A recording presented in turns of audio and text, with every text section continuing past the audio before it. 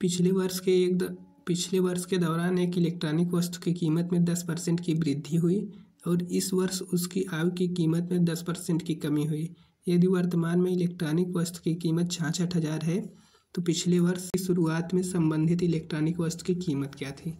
तो हमको कीमत बतानी है किसकी, संबंधित वस्तु की, वो भी शुरुआत में। हम मान लेते हैं शुरुआती कीमत कितनी थी, x थी।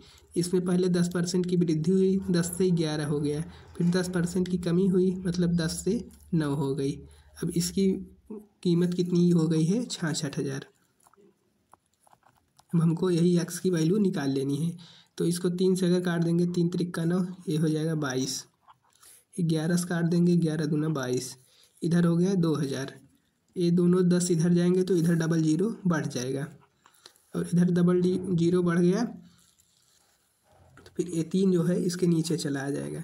यहाँ पे हो गया है 20 और 4 जीरो, तो इसमें जो जब हम 3 का भाग देंगे तो ये 6 करके आएगा लगभग। तो ये हमारा डी वाला आंसर हो जाएगा। ए की आय बी की आय से 50% अधिक है। यदि ए की आय में 40% की वृद्धि होती है और बी की आय में 30% की वृद्धि होती है तो उनकी संयुक्त आय में होने वाली प्रतिशत वृद्धि कितनी है। देखिए क्या कह रहा है सवाल, ए है और ए बी है। अब कह रहा है ए की आय बी से 50% अधिक है। अगर हम मान लेते हैं बी की आय 2 है तो ए की आय कितनी है, 3 है। यदि ए की आय में 40% की वृद्धि होती है, इसमें 40% की वृद्धि होती है और बी की आय में 30% की वृद्धि होती है तो उनकी संयुक्त आय में होने वाली प्रतिशत वृद्धि क्या है। हम लगा देते हैं डेविएशन। 3 की गुणा इसमें कर देंगे तो 120 हो जाएगा और 30 की गुणा 2 में करेंगे तो कितना हो जाएगा, 60 हो जाएगा, प्लस 60। 120 और जो 60 होगा 180 हो जाएगा। 180 में 5 से हम भाग दे देंगे तो कितना हो जाएगा, 5 × 15, 5 × 6 30, 36 आ जाएगा। ये डी वाला आंसर हो जाएगा। अब आ गए हमारे सक्सेसिव वाले सवाल। यदि समबाहु त्रिभुज की भुजा में 34% की वृद्धि की जाए तो इसके क्षेत्रफल में कितने प्रतिशत की वृद्धि होगी। देखिए सक्सेसिव हमारा यहाँ पर हम रेशियो मेथड से नहीं फार्मूले से करेंगे, क्योंकि यहाँ पे देखिए जो 34 है ये थोड़ा टफ डाटा है। तो 34 कितना हो जाएगा, 68, और 34 का वर्ग कितना होता है, 1156, 11.56। अब इसको जोड़ देंगे तो हमारा आ जाएगा 79.56। सी वाला आंसर हो जाएगा।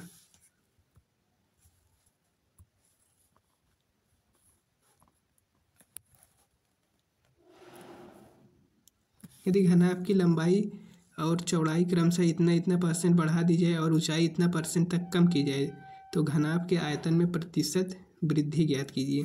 देखिए क्या कह रहा है, लंबाई को 10 से कितना कर दिया जाए, 11 कर दिया जाए, और जो चौड़ाई है इसको 20% बढ़ा दिया जाए, 5 से कितना 6 कर दिया जाए, और इसकी ऊंचाई में 20% तक कमी कर दी जाए। ऊंचाई मतलब 5 से कितना कर दिया जाए, 4 कर दिया जाए। अब कह रहा है आयतन में परिवर्तन बताना है। अब इसी को सॉल्व कर लेंगे दोनों तरफ, और इधर भी 2 से गुणा कर दें, और ये वाला जो 5 है इसको हम इधर ला दें, इधर हमारा 100 बन जाएगा। अब इधर सॉल्व कर लेते हैं। 5 दूना 10, 5 दूना 10, 4 दूनी 8 छंग 48। 48 में अगर हम 2.2 की गुणा करेंगे तो 48 दूना 96 हो जाएगा, और 0.2 की गुणा करेंगे तो 96 9.6 हो जाएगा। अब 96 में 9 जोड़ेंगे तो 95.6 हो जाएगा, तो 105.6 हो जाएगा। देखिए 5.6 कौन सा ऑप्शन बन रहा है, ये तो 5.2 बनेगा। 5.6% की क्या होगी, वृद्धि। तो ये देखिए 5.2% बन रहा है, 5.8% बन रहा है, 5.4% बन रहा है, यही हो जाएगा 5.6%। तो हमारा ये राइट आंसर हो जाएगा। यदि किसी वृत्त की त्रिज्या में 11% की कमी की जाती है तो वृत्त के क्षेत्रफल में हुई कुल कमी ज्ञात करें। ये भी देखिए 11% कमी, 11 की सक्सेसिव 2 बार लगाएंगे तो -22 हो जाएगा।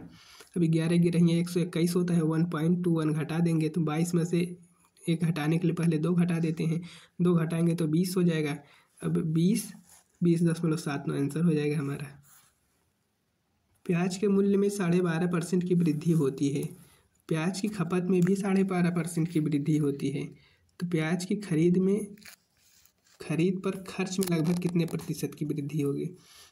हमसे देखिए खर्चा में प्रतिशत वृद्धि पूछ रहा है, तो हम जानते हैं कि एक्सपेंडिचर इक्वल टू क्या होता है, प्राइस गुणे कंजप्शन होता है। अब हमसे एक्सपेंडिचर में वृद्धि पूछ रहा है, तो अब इन दोनों का रेशियो जो होगा, इन दोनों के गुणा का रेशियो जो होगा वही हमारे उसी से तुलना करके हम परसेंटेज वृद्धि निकालेंगे।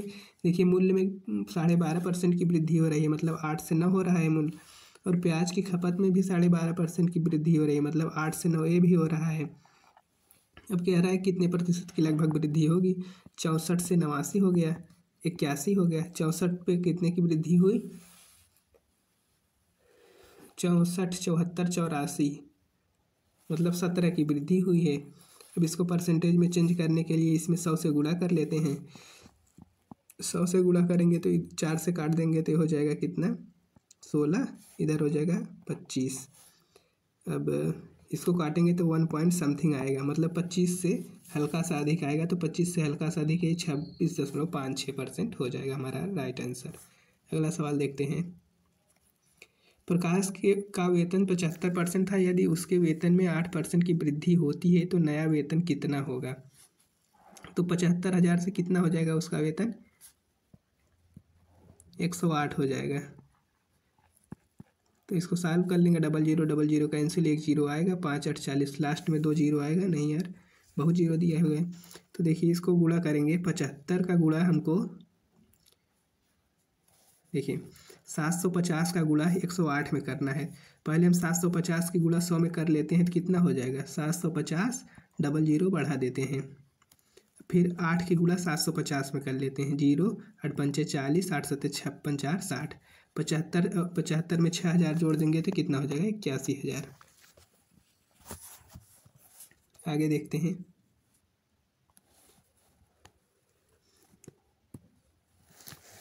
राघव अपनी आय का 80% खर्च करता है, यदि उसकी आय में 12% की वृद्धि होती है और बचत 10% कमी होती है तो उसके व्यय में कितने प्रतिशत की वृद्धि होगी। देखिए उसका वेतन कितना रहा होगा, 100%, खर्च कितना कर रहा है 80%, बचा कितना रहा था 20%।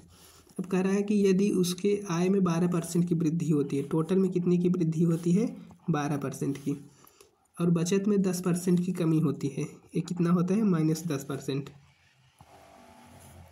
यदि बचत में 10 तो उसके व्यय में कितने प्रतिशत की वृद्धि होगी, हमको यही मान बताना है।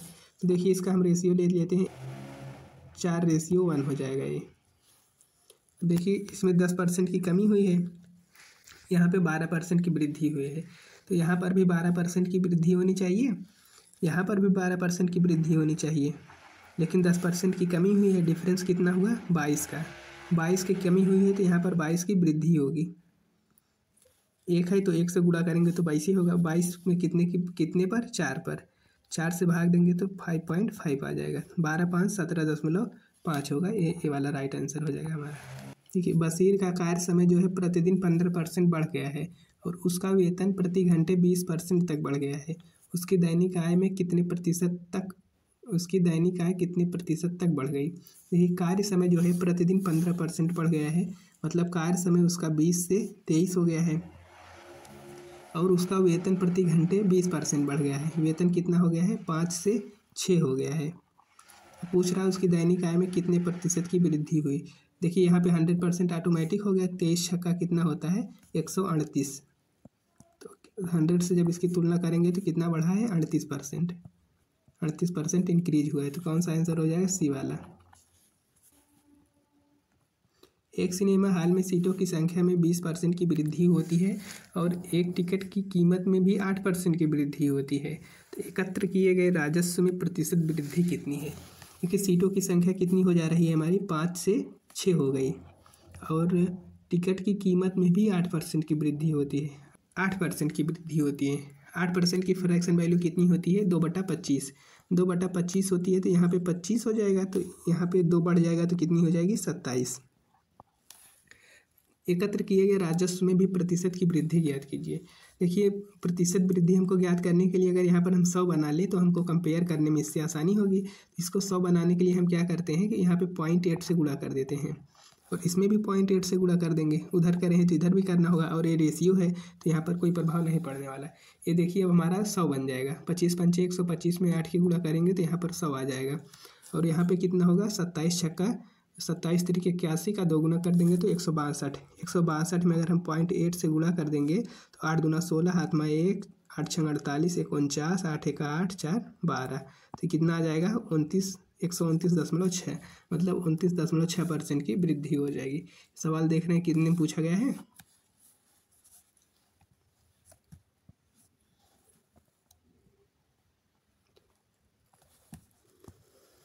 2019 में एक गांव की जनसंख्या 30,000 थी। वर्ष 2019 से 2020 तक, 2020 से 2021 तक जनसंख्या वृद्धि दर क्रमशः इतना और इतना परसेंट रही। 2021 में जनसंख्या कितनी थी, मतलब 2 साल बाद इतना परसेंट बढ़ने के बाद 2021 में जनसंख्या कितनी होगी, यही हमको बताना है। तो देखिए 30,000 जनसंख्या थी। 30,000 को पहले हम 15% बढ़ाएंगे तो कितना हो जाएगा, 20 से 23 हो जाएगा। फिर उसके बाद 25% की वृद्धि हुई तो 4 से कितना हो जाएगा, 5 हो जाएगा। अब यही सॉल्व कर लेते हैं तो ये कितना हो जाएगा, 20 से काट देते हैं, डबल जीरो कैंसिल आ जाएगा 5, 4 से काट देंगे तो 2 जीरो कैंसिल आ जाएगा 25। ये सब गुणे में है, देखिए 25 पंचे 125, 125 त्याई 375, 375 में हम 5 से गुणा कर लेते हैं। 375 में अगर हम चलिए गुणा ही कर लेते हैं, क्या 375 और 23 पंचे 115, हमको गुणा करेंगे तो यूनिट डिजिट 5 आएगा।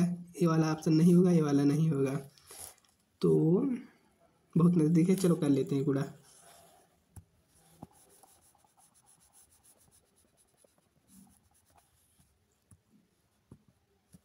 पचास 25 हो जाएगा, ये 5 7 35, 2 37, 5 3 15, 3 18 हो जाएगा। यहाँ पे 5 हो जाएगा, 7 हो जाएगा, 3 हो जाएगा, यहाँ पर भी 5 हो जाएगा, 7 हो जाएगा, 3 हो जाएगा। सबको जोड़ देंगे तो 5 7 5 12, 8 7 15, 5 15 5 20, 20 1 21, 2 हो जाएगा। 125 इसी में, ये वाला हमारा राइट आंसर हो जाएगा, डी वाला। 3 यूनिट डिजिट देखिए, 3 125 है, इसमें भी 125 है, तो यही होगा।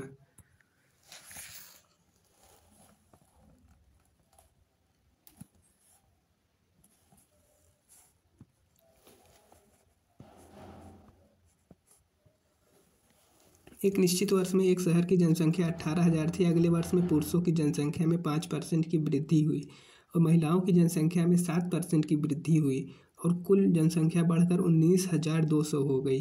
तो उस दिए गए वर्ष में पुरुषों और महिलाओं की जनसंख्या का अनुपात क्या था, मतलब हमको दिए गए वर्ष में कितने पुरुष और कितने महिलाएं थी, अलग अलग निकाल लेंगे तो उनका अनुपात भी आ जाएगा। तो चलिए इसको सॉल्व करते हैं। तो जनसंख्या कितनी थी, 18,000, हो बढ़कर हो कितनी गई, 19,200। अब पुरुषों की जनसंख्या में कितने परसेंट वृद्धि हुई है, 5%। महिलाओं की जनसंख्या में कितने परसेंट की वृद्धि हुई है, 7% की। अगर देखिए दोनों में 5% की वृद्धि होती तो 18,000 का 5% निकालेंगे तो 1/20, 1/20 अगर इसका कर देते हैं तो 1 जीरो से 1 जीरो 2 9 18, 900 की वृद्धि होनी चाहिए थी, लेकिन वृद्धि कितनी हुई है, 1200 की। मतलब 300 जो एक्स्ट्रा आए हैं वो क्यों आया है, क्योंकि ये 2% जो महिलाएं हमारी 2% एक्स्ट्रा रेट से महिलाओं की जनसंख्या बढ़ी है। तो महिलाओं का 2% का मान कितना दिया हुआ है, 300। अगर 2% का मान 300 है तो 100% का मान कितना हो जाएगा, दोनों और 50 से गुणा कर देंगे तो ये आ जाएगा 15,000। अगर 15,000 महिलाएं हो गई तो पुरुषों की जनसंख्या ऑटोमेटिक आ जाएगी 3,000। 3,000 और 15,000 को काट देंगे तो 1:5 आ जाएगा। यही हमारा आंसर होगा, ये आंसर है बी वाला। अगला सवाल देखते हैं।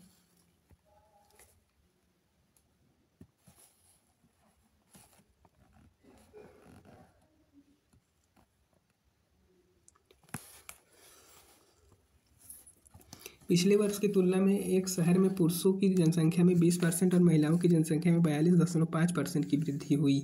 यदि शहर की कुल जनसंख्या में 30% की वृद्धि हुई तो पिछले वर्ष शहर में पुरुषों की जनसंख्या की तुलना में महिलाओं की जनसंख्या कितने प्रतिशत अधिक थी। देखिए हम ये सवाल एलिगेशन से करेंगे। यहाँ पे मेल लिख लेते हैं, यहाँ पर फीमेल लिख लेते हैं। अब कह रहा है कि पुरुषों की जनसंख्या में कितनी परसेंट वृद्धि हुई है, 20 की। महिलाओं की जनसंख्या में कितने परसेंट की वृद्धि हुई, 42.5% की। और जनसंख्या में टोटल कितनी वृद्धि हुई, 30 की। अब हम इसका जब एलिगेशन लगा देते हैं तो हमारी महिलाओं और पुरुषों की जनसंख्या का रेशियो आ जाएगा। महिलाओं की जनसंख्या कितनी हो जाएगी 10, पुरुष मेल की जनसंख्या कितनी हो जाएगी 12.5। अब इसको यहाँ पर दशमलव है, इसको हटाने के लिए क्या करते हैं, इधर एक जीरो लगा देते हैं। 25 से काट देंगे तो 25 पंचे 125, 25 चौका 100 हो जाएगा। तो महिलाओं की जनसंख्या कितने प्रतिशत थी? टोटल कितना है, टोटल जनसंख्या हमारी कितनी है 9। 9 पे महिलाओं की जनसंख्या कितनी है 4, 1/11.11% होता है तो 44.44% हो जाएगा है।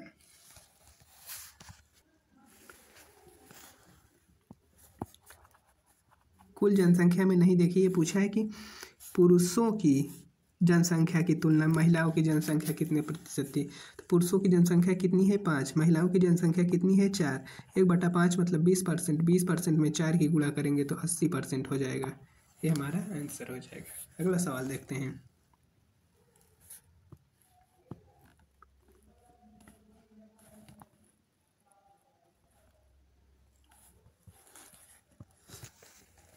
किसी स्कूल में लड़कियों और लड़कों की संख्या का अनुपात कितना है 8:7। यदि लड़कियों और लड़कों की संख्या में प्रतिशत वृद्धि इतना और इतना है तो नया अनुपात कितना है।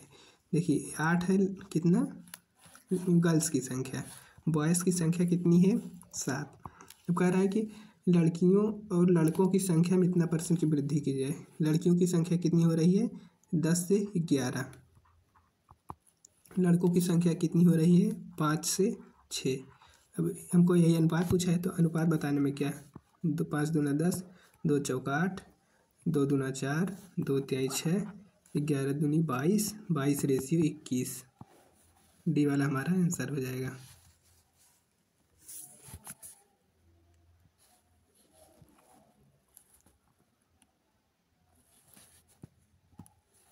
एक शहर की जनसंख्या में पहले 30% बढ़ी और अगले वर्ष 15% कम हो गई। यदि वर्तमान जनसंख्या इतना है तो दो वर्ष पहले की जनसंख्या कितनी थी। 2 वर्ष पहले की जनसंख्या हम मान लेते हैं कितनी थी, x थी। 30% बढ़ने के बाद कितना हो जाएगी, 10 से 13 हो जाएगी और फिर 15% कम हो गई, मतलब 20 से कितनी हो जाएगी जनसंख्या 17 हो गई। यदि वर्तमान जनसंख्या कितनी है 11,050, तो 2 वर्ष पहले की जनसंख्या, वही x का मान निकाल लेंगे तो आ जाएगा। तो चलिए सॉल्व करते हैं। 17 से कटना चाहिए, 17 छक्का 102, 17 पच्चे 85, 650 काट देंगे तो 13 पच्चे 65, 50 हो जाएगा। अब ये 200 के गुणा अगर 50 में करेंगे तो 10,000।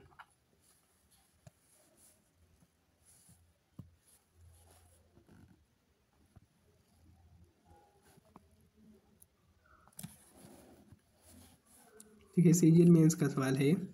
एक कक्षा में कुल विद्यार्थियों की संख्या में से लड़कियों की संख्या इतना % है और शेष क्या है, लड़के हैं। यदि इस कक्षा में 60% लड़के, 80% लड़कियां उपस्थित हैं तो कक्षा में कुल विद्यार्थियों में से कितने % विद्यार्थी अनुपस्थित हैं। तो सबसे पहले हमको 83 सही 1/3% को फ्रैक्शन में चेंज करना है। तो फ्रैक्शन में चेंज कर लेते हैं। फ्रैक्शन में चेंज करने के लिए क्या, 8 त्रिक 24, 240, 249 एक 50, 250/300 हो जाएगा। अब इसको काट लेते हैं तो 5/6 आ जाएगा।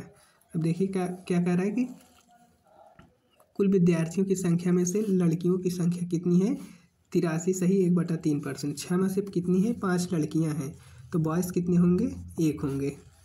अब शेष लड़के हैं। यदि इस कक्षा में 60% लड़के, अब देखिए इसमें अनुपस्थित लोगों की जनसंख्या पूछा है तो हम डायरेक्ट अनुपस्थित का % यहाँ पर लिखेंगे। 60% लड़के उपस्थित हैं तो अनुपस्थित कितनी है 40%। 80% लड़कियाँ उपस्थित हैं तो अनुपस्थित कितनी है 20%। यही टोटल हमको निकालना है। अगर 20% है तो 20% टोटल हम मान लेते हैं। 20 से कितना अधिक है 20, तो 20 के गुणा 1 में करेंगे तो 20 हो जाएगा। तो यहाँ पे ये दोनों जोड़कर इसमें भाग दे देंगे तो कितना आ जाएगा 3.33 आएगा। तो 23.3 ये वाला हमारा आंसर हो जाएगा, डी वाला 23 सही 1/3।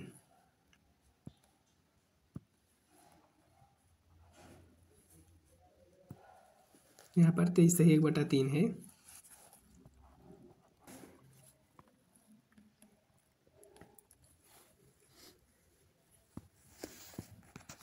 एक निर्वाचन क्षेत्र की निर्वाचक नामावली में शामिल कुल लोगों में से 85% ने चुनाव के दौरान अपने मत डाले।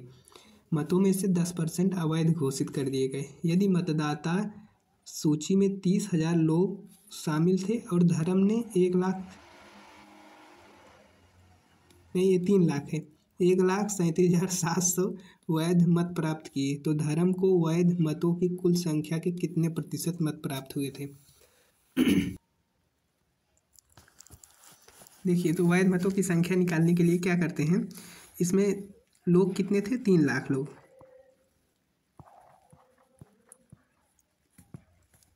इसमें से वोट कितने लोगों ने डाला था? 85% लोगों ने।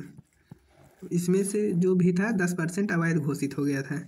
10% अगर अवैध घोषित हो गया था, वैध कितनी थी? 90%। अगर 90% है तो ये हमारा टोटल जो आ जाएगा वैध वोटों की संख्या आ जाएगी। 4 जीरो से यहाँ पे 4 जीरो कैंसिल हो जाएगा। तो हमारे वोटों की, वैध वोटों की संख्या कितनी आ गई? 30, क्योंकि इसको थोड़ा सिस्टमेटिक ढंग से लिख लेते हैं। 30 गुणे 85 गुणे 90,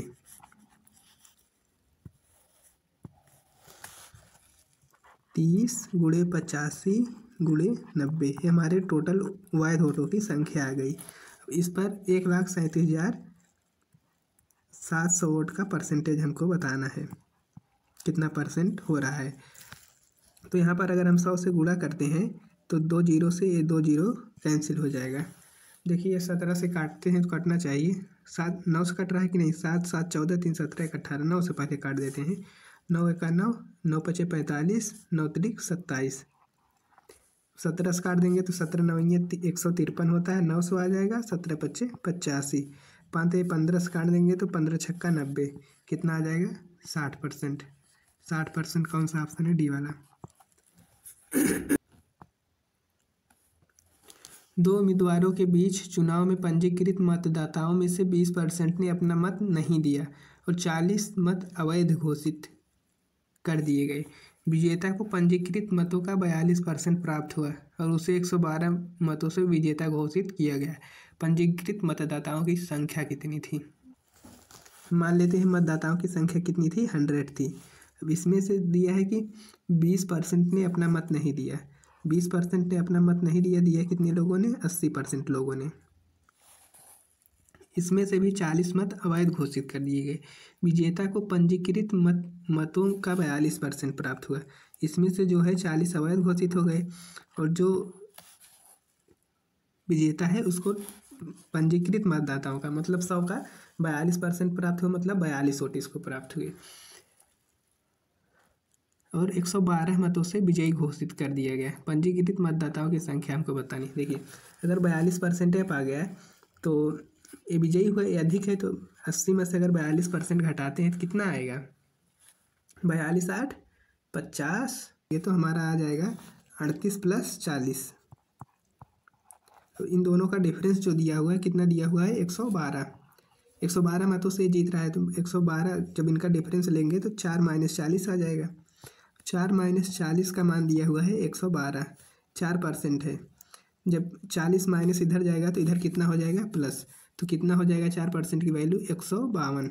अगर 4% की वैल्यू 152 है तो 100% की वैल्यू क्या होगी? तो एक गुना पहले निकाल लेते हैं। तो 4 3 12, 4 8 32, 1% की वैल्यू 38 आ गई तो 100% की वैल्यू 3800 हो जाएगी। हमारा सी वाला राइट आंसर हो जाएगा।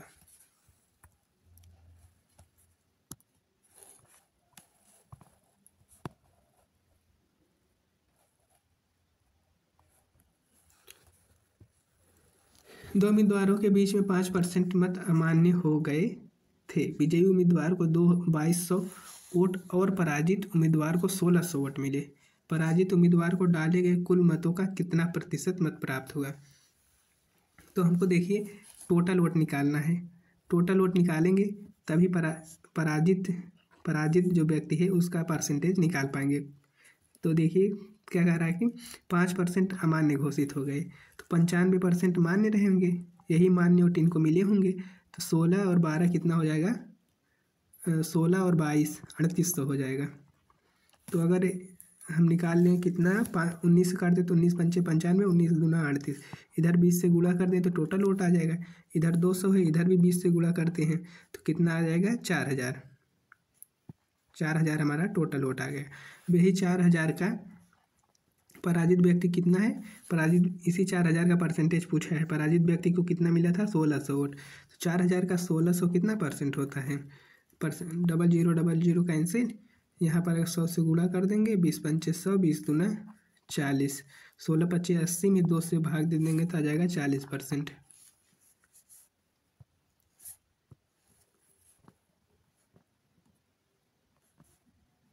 दो उम्मीदवारों के बीच में एक उम्मीदवार जिसे डाले गए मतों का 64% प्राप्त हो, वह 252 मतों के बहुमत से निर्वाचित होता है। डाले गए मतों की संख्या कितनी है? देखिए, एक को कितना प्राप्त हुआ 64%, तो दूसरे को कितना प्राप्त हुआ होगा 36%। अब ये जीत गया है तो जीता कितने से है? 36 और 64 का डिफरेंस कितना होगा?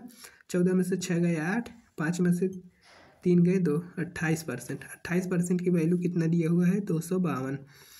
तो 252 कितना होगा? 9 गुना जाएगा, 60 80, हाँ 9 गुना जाएगा ये।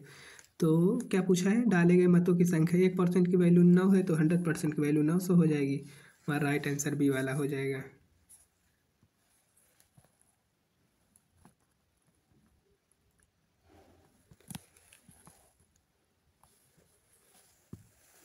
एक चुनाव में 8% मतदाताओं ने अपना वोट नहीं डाला। दो उम्मीदवारों ने चुनाव लड़ा जिसमें जीतने वाले उम्मीदवार को कुल मतों के 48% मत मिले और वह 1100 मतों से चुनाव जीत गया। चुनाव में मतदाताओं की कुल संख्या ज्ञात कीजिए, यह देखते हुए कि डाले गए सभी मत वैध थे। सभी मत वैध थे, हमको यही ज्ञात करना है। देखिए हम मान लेते हैं वोटों की संख्या कितनी थी? 100 थी। 100 में से 8% लोगों ने नहीं डाला है, तो डाला है कितने लोगों ने? 92% ने। अब कह रहा है कि 48 जीतने वाले उम्मीदवार को कुल मतों का 48% प्राप्त हुआ। 100 का 48% 48 होगा, तो अब जो बचेगा वो हारने वाला पाएगा। हारने वाला कितना पाया होगा? 92 में से 48 घटा देंगे तो उसका परसेंटेज आएगा। 92 में से 48 घटाएंगे, 12 में से 8 गए 4 हो जाएगा, यहाँ पर 8 बचेगा, 8 में से 4 गए 4, 44 और 48 का डिफरेंस कितना हो जाएगा? 4%। इतने वोटों से जीतेगा और इसका ओरिजिनल वैल्यू कितना दिया हुआ है? 1100। अगर 4% की वैल्यू 1100 है तो 100% की वैल्यू कितनी होगी? 25 से गुणा कर देंगे, डबल जीरो इधर, 25 से का 25, 25 से का 25 2, 27,500 हमारा आंसर हो जाएगा।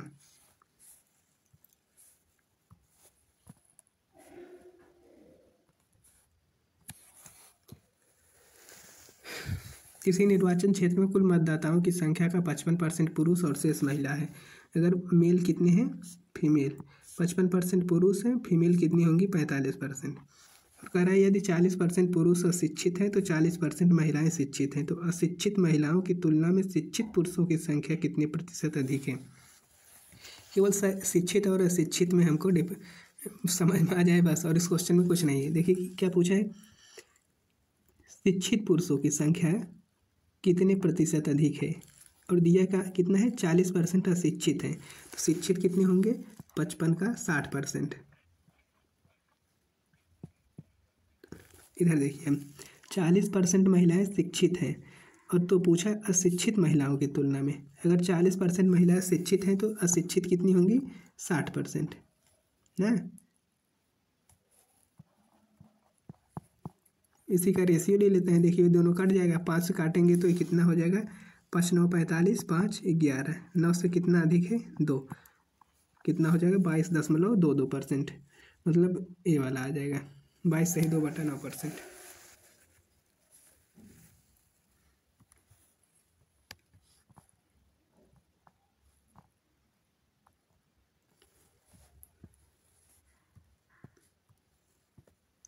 सभापति का चुनाव करने के लिए एक समाज में चुनाव हुए, वहाँ केवल 2 उम्मीदवार ए और बी थे। उम्मीदवार ए के मुकाबले उम्मीदवार बी को 25% कम वोट मिले। उन सदस्यों की संख्या जिन्होंने वोट नहीं डाला उन वोटों की संख्या के बराबर थी जो उम्मीदवार बी को मिले थे। यदि उस समाज में 20,000 सदस्य हैं तो ए को कितने वोट मिले थे? वाह, व्हाट इज क्वेश्चन।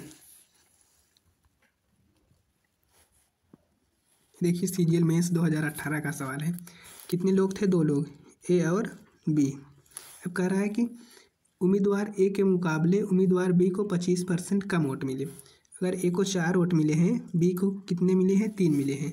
कह रहा है उन सदस्यों की संख्या जिन्होंने वोट नहीं डाला उन वोटों की संख्या के बराबर थी जो उम्मीदवार बी को मिले थे। मान लीजिए अगर 3 यूनिट वोट इसको मिला था तो 3 यूनिट लोग ऐसे रह भी गए हैं जिन्होंने वोट नहीं किया था। तो अब आगे क्या कह रहा है? उस समाज में 20,000 सदस्य हैं, तो ए कितने वोटों से जीता।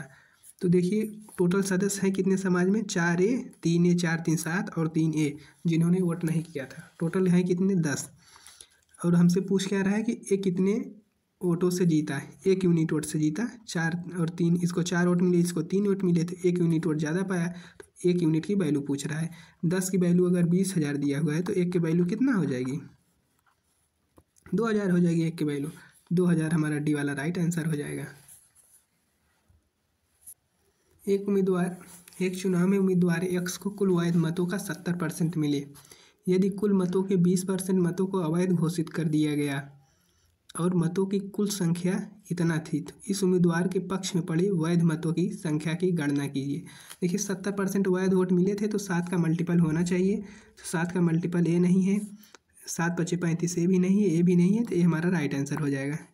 चलिए इसको सॉल्व भी कर लेते हैं। तो मतों की कुल संख्या जो है वो कितनी थी, 64,000। इसमें से कह रहा है कि 20% मतों को अवैध घोषित कर दिया गया था, तो वैध कितने होंगे, 80%। इस 80% का उसको मिला कितना था, 70%।